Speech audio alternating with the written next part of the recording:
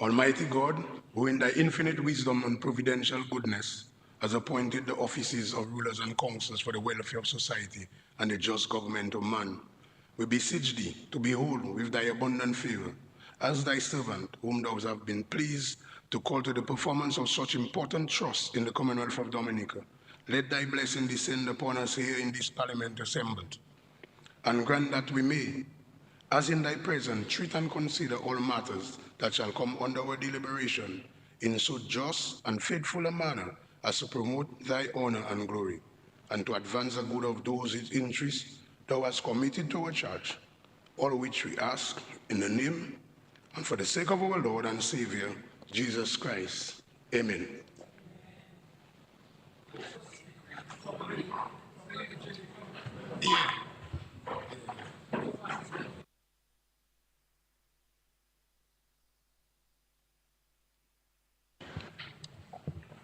House resumes and debate continues. I recognize the Honorable Prime Minister. Honorable Speaker, thank you for giving me the permission to stand to make my short intervention and contribution to the 2025 and 2026 budget. I also thank the Lord for health and strength and for his continued blessings and guidance. I also want to recognize all parliamentarians and my colleagues on the government side, and also my colleagues on the opposition benches.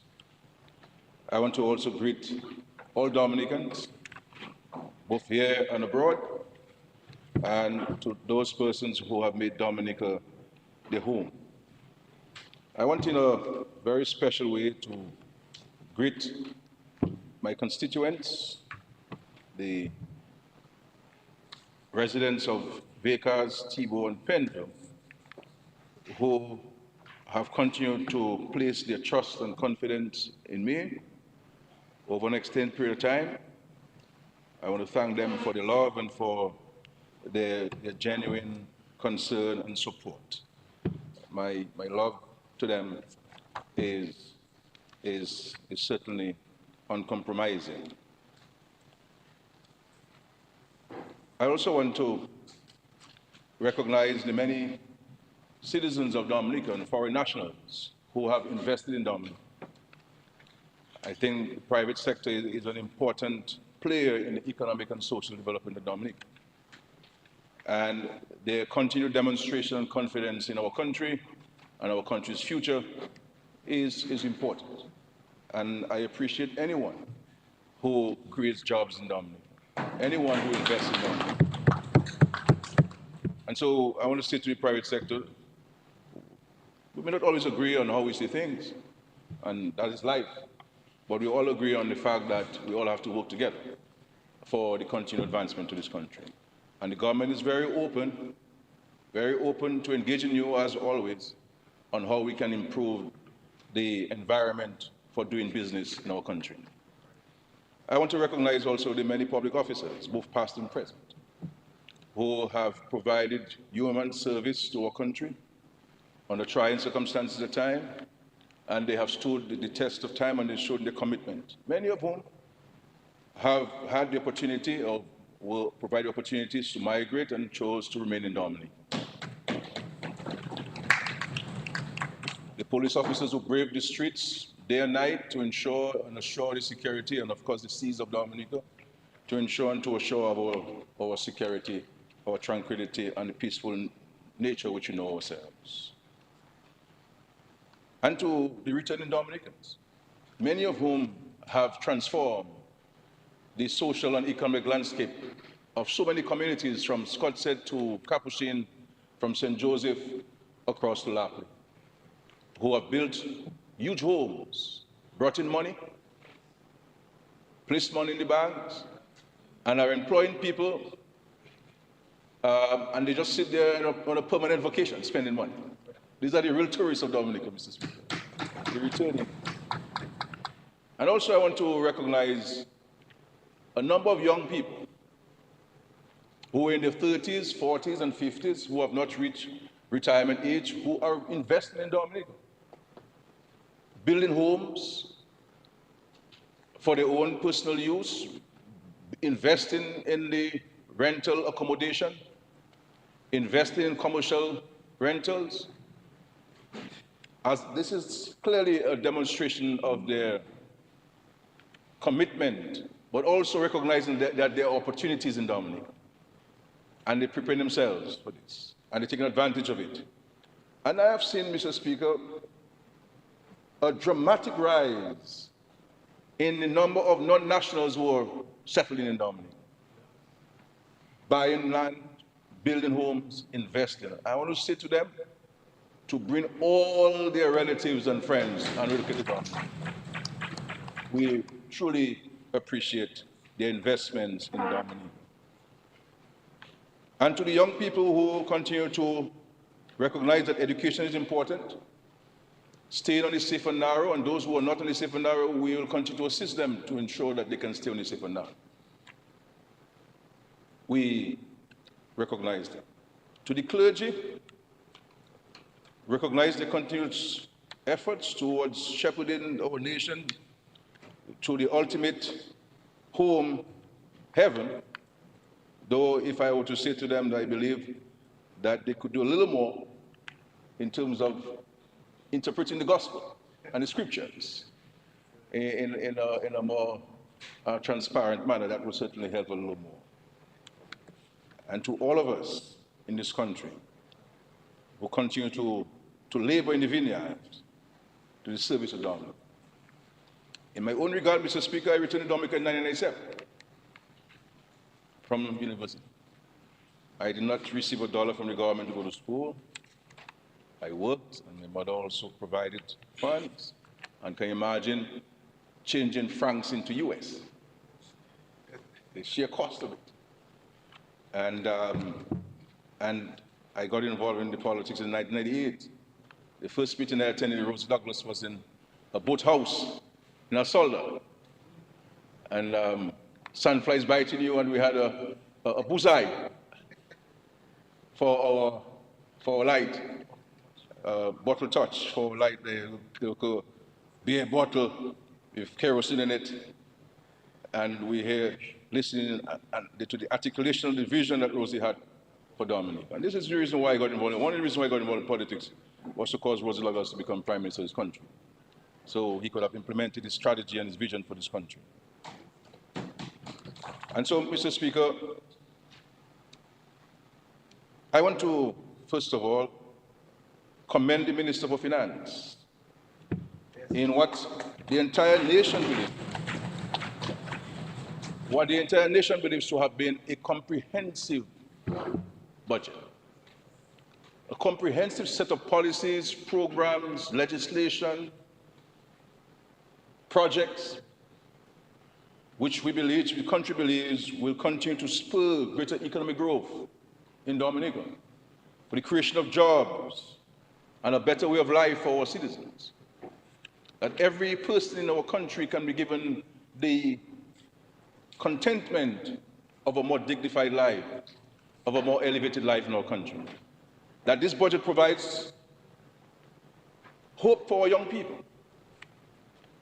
Hope that there's a government that is listening to the people of Dominica. Because all of these ideas that have been articulated in this budget, Mr. Speaker, did not only come from our heads. It came through consultation, engagement of people. And from them, we have been able to respond to their wishes, their ambitions, their goals, their aspirations, and their concerns. And so I want to thank the Minister of Finance, and I thought that he was exceptionally articulate in his presentation. Though I believe, Mr. Speaker, he may have been weak at the knees at some point, standing for 3 hours. So I was prepared to hold him up if he was going to fall back to his seat. But he survived the 3 hours and 4 minutes and 53 seconds.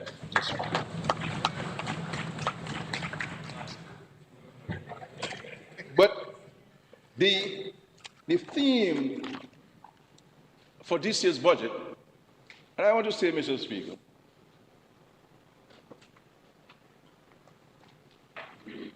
my contribution this time will be a bit different.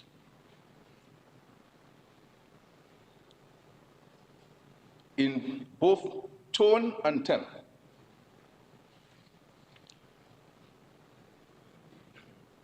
But the theme that the Minister of Finance recommended and has presented to the Parliament is, and I quote, balancing resilient development and fiscal discipline for sustainable growth. And this is important in these times, Mr. Speaker. This country knows what adversity is. And this government, based on its experience and its understanding of global events and its study of geopolitics, understands the challenges that lay ahead, but also is aware of the opportunities which exist. And this is why, Mr. Speaker, that there are times you may come out to crease and score 6. But there are times you have to stay in your crease and get the 6 singles. We have always said, and we have demonstrated so in our policies, in our programs, in our projects, in our legislation, that we are responsive to the needs of our people, but at the same time responsible. Because if we are not responsible, we run the risk of creating problems for our country. Problems which none of us in Dominica would be able to bear. And so for us to achieve the desired growth, we have to be fiscally prudent and responsible. You cannot go about, Mr. Speaker, as people know me, I am not a tax person. I don't believe in direct taxation. I don't believe in corporate tax. I don't believe in income tax. I don't believe in withholding taxes. That's my philosophical view. But I cannot impose that on the country and wreck the country's fiscal situation. And therefore, what we have been doing over the years is in an incremental manner,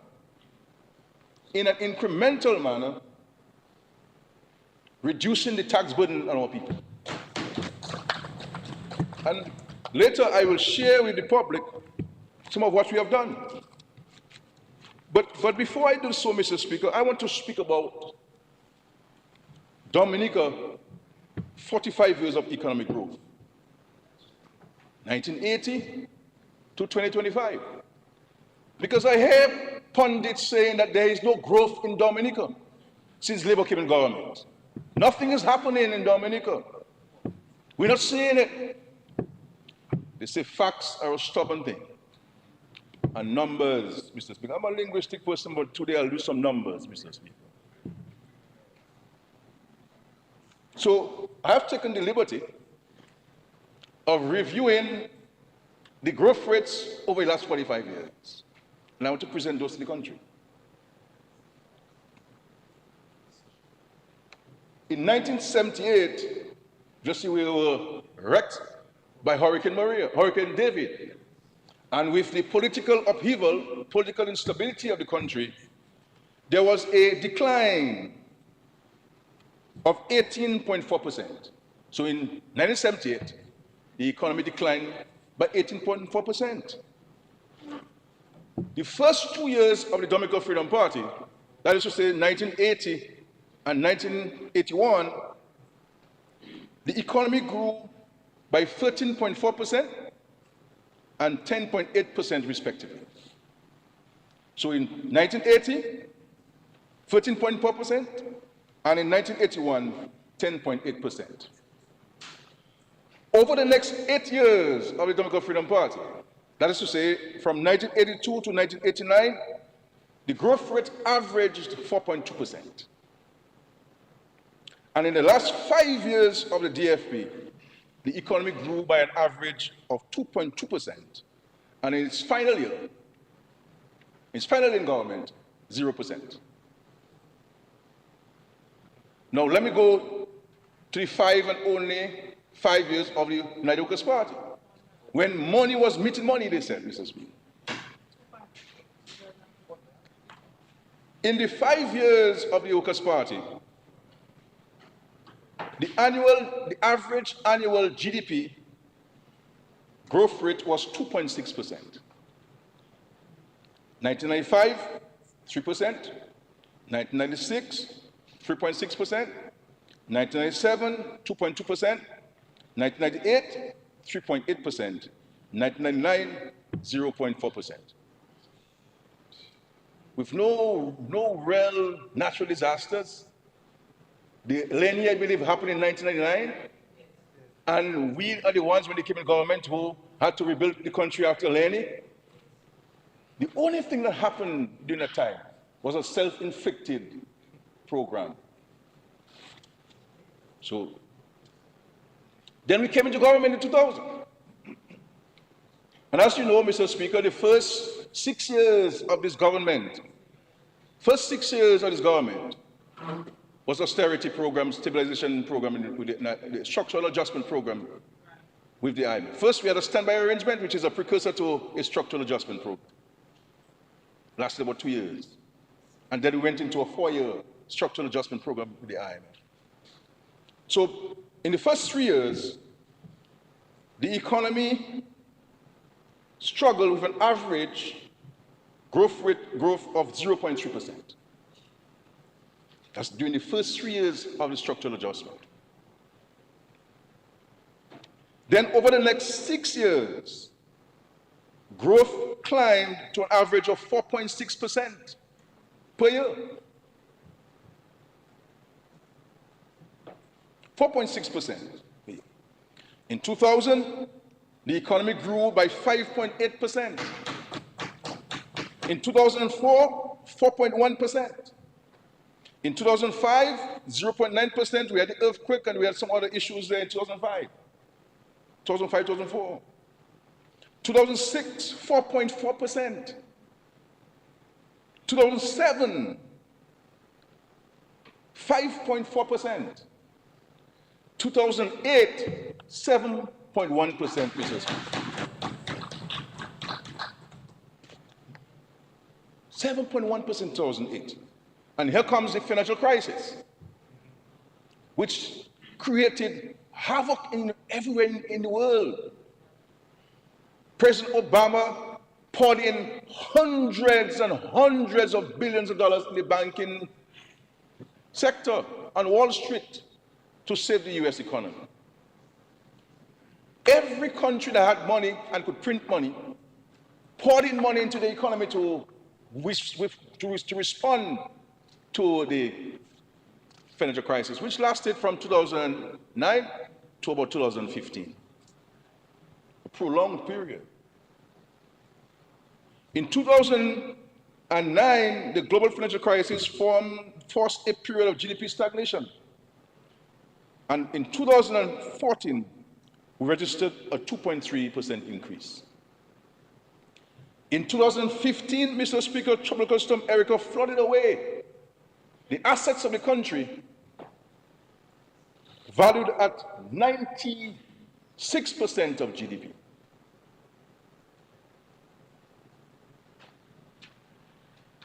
And 2 years later, and every time I reference Maria,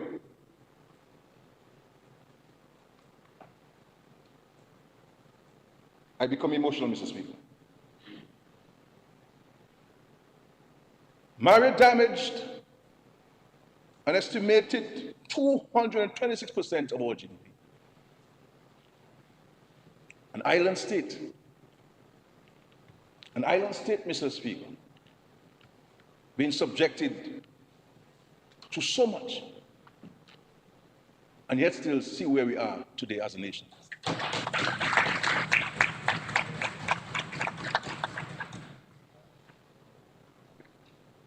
The struggle to find our feet, Mr. Speaker, saw growth rates of 3% in 2008, after Maria, and 3.9% in 2019. So this party in government has been a government of growth. We've always had growth in the economy, except the times of great adversity, shocks we had no control over. Shocks we had no control over. And then came COVID-19. That set us back severely, with a 15.7% decline in 2020. At that time, Mr. Speaker, our revenue dropped by 48%. Our expenditure increased because we had to put all the money into health, to buy test kits, to buy supplies, to pay nurses, to give people free meals every single day, free accommodation every single day. So money not coming in, but bills coming out. And I believe, Mr. Speaker, we're not saying so over any boats. We had one of the most comprehensive systems to treat the COVID-19, Mr. Speaker. We did not allow any stone to remain unturned to save our people, to save our people's lives, and also to save their livelihoods. So, and since 2020, we have since bounced back with an average growth of 6% per year, Mr. Speaker. It didn't take too long. COVID lingered until 2023.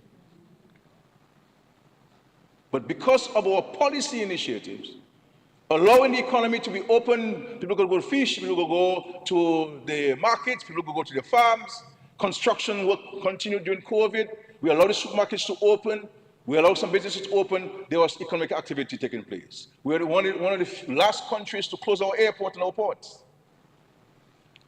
I remember the member of Soufriere coming to me with great fear after the first case. And said, Prime Minister, we must close the country. Must close the country. So I said, Minister, but if you're fearful, you should go home and hide. But if I close the country, one case, what's going to happen when you get to 100? You understand? In 2021, Mr. Speaker, I'm thankful to you, Mr. Speaker. I know you've been admonishing us over the last few days, drawing to our attention the rules. So I'm hoping that I'm within the rules. You are within the rules? I'm within the rules. Because other members have quoted performance in terms of GDP, debt to GDP ratio and growth and all that. And my tie is not in violation of the rules either. No. You can proceed. I was concerned about I got an extra tie in case. No, I heard you came to my office, but I wasn't there. So I figured it's about the time. So in 2021, Mr. Speaker, the economy grew by 5.4%.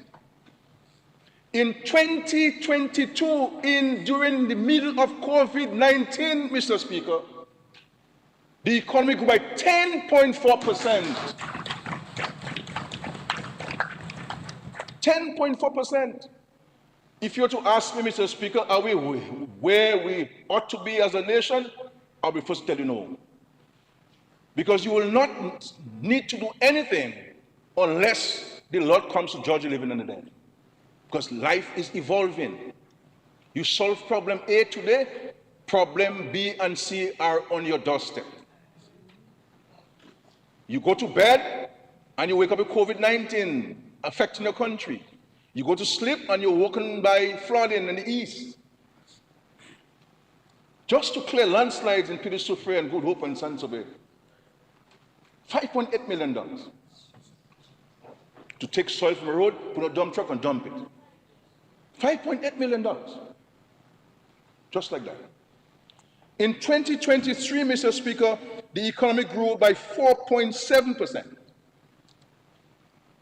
And in 2024, 3.5%.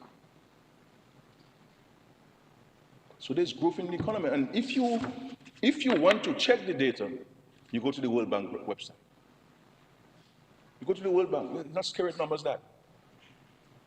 World Bank numbers, Mr. Speaker. And so, Mr. Speaker, history will record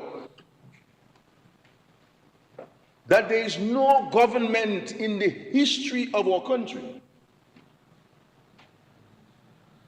and there's no Caribbean government, Mr. Speaker, Caribbean country, that's had to deal with an unrelenting spate of natural disasters and external shocks like Dominic. We have been responding to COVID, to the financial crisis, to natural disasters for a 12-year span, Mr. Speaker.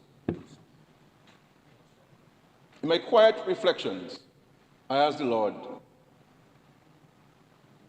I asked the Lord similar questions which Job asked him.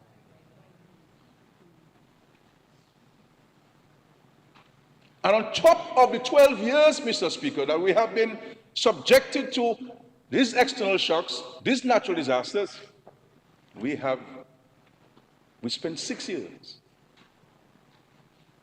to build back the country, to correct the wrongs of the United Workers' Party when they were in government. 6 years. And in the process, the country lost, and the party lost 2 leaders, 2 prime ministers, at the service of the country. So 6 years plus 12 years, 18 years. 18 years, Mr. Speaker. And yet still, this Labour Party in government has had the best economic growth numbers in the history of our country. And one can only imagine, Mr. Speaker, if we did not have Erica, if we did not have Maria, if we did not have COVID to contend with and the international financial crisis, the sheer amount of money that we spend to restore damaged infrastructure, to restore homes, to restore livelihoods, Mr. Speaker. We could have had those monies to build anything now.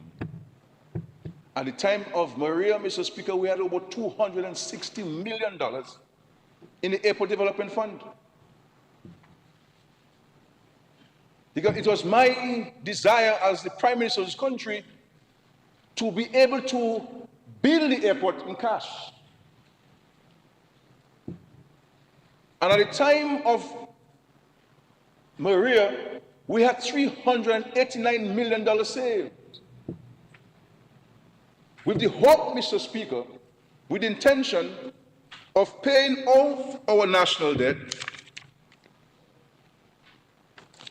in full. I wanted Dominica to be the first developing country in the world with no national debt, owing no one. And had it not been for Maria, not even Erica, COVID, Maria, we would have paid off all our national debt. And then what the plan was to go ahead and to create a sustainable development fund with clear legal parameters by an act of parliament. And we would have paid into that sustainable development fund as if we were still paying our loans. On average, we pay interest and principal about $140, $150 million for debt. In 5 years, multiply 140 by 5 and you tell me how much money we would have in the account. And that we would have built our economic independence, Mr. Speaker.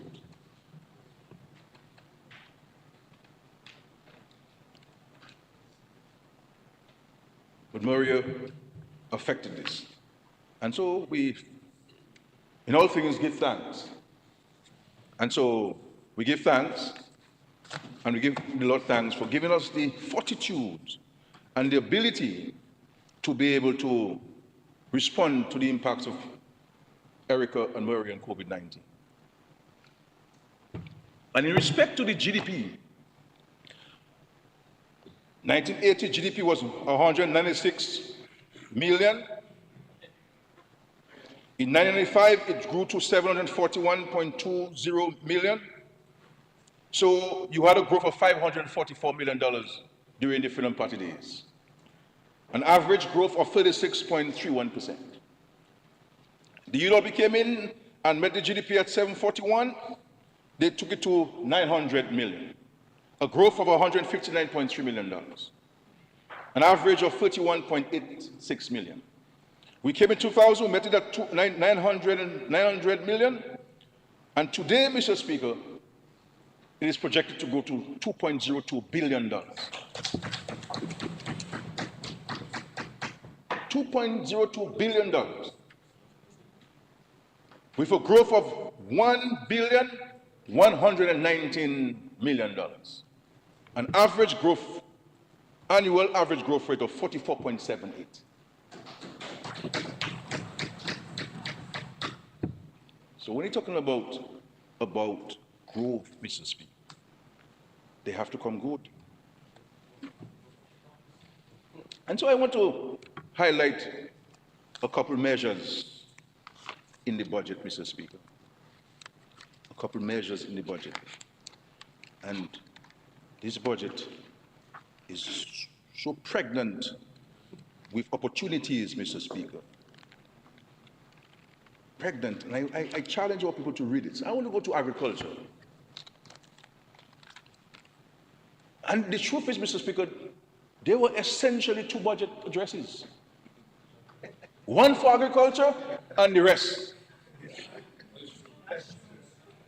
One for agriculture and the rest. And the reality is, what the Minister of Finance articulated there on the advice of the Minister of Agriculture and the Cabinet on agriculture are just highlights. They're highlights. They didn't factor in all the details. And so I want to say to the Minister for Agriculture that later this year, I will be planting 4 acres of cocoa and limes. 4 acres of cocoa and limes to add to my present cultivation, Mr. Speaker. I won't go for the rebate. No, I'll bypass the rebate. They just scary take off money. No, I'll pass the rebate. I'll pass the rebate. But one of the things I want you to highlight, Mr. Speaker, is the 300 acres of land, government land, that have been offered to young farmers, those who are existing and those who want to get into agriculture. So the government, Mr. Speaker, is offering young farmers at an exceptional rate of $1 per acre per year for the first 5 years. And those of us who are farmers know that most things bear fruit within 5 years. And with the technology that we apply, the practices of propagation, coconuts, 18 months, good water, good care, cocoa, 15 months, for good solid crop, 3 years, limes in 12 months, 18 months, trees of food, bananas, 8, 9 months, if it gets enough water, 12 months if it doesn't, ginger, 12 months, turmeric, 12 months. So you're gonna make money over that 5 years there before the government tell you it's $5 per year. You're making money on this thing. And this is, the land is one of the most important components of investing in agriculture. And if you were to buy agricultural land in Wesley, for example, because of the topography, because of the access to roads and services, the land in Wesley is almost residential lots because of access to them. You're talking about, Mr. Speaker, no less than 50,000 as 1 acre of land in Wesley. So if you go and you lease 3 acres of land, it means, Mr. Speaker, you won't have to find $150,000 plus transfer fees to invest in agriculture. All you have to find, Mr. Speaker, is $3, free coins. And you go to the treasury and you tell them, look your coins, Mr. Speaker. 3 coins. And most of us have coins all over the house. If you watch in your cup holder, in your vehicle, your coins like joke. So all you have to do is take a free coins from his vehicle, jump outside the vehicle, go into church, pay this, get his receipt, and you go. So you move from $150,000, Mr. Speaker, to $3. This is facilitation. This is a government that understands and appreciates what it means to invest in young people. To give you not only a head start, but a jump start, Mr. Speaker. And coupled with that, you get almost free planting material, you get free technical advice, you get free technical support. Opportunities, Mr. Speaker. We're spending $5.7 million in abattoir. 5.7 million. 6.4, everything. $6.4 million in abattoir. And we have articulated in the budget, Mr. Speaker, it's available to the private sector.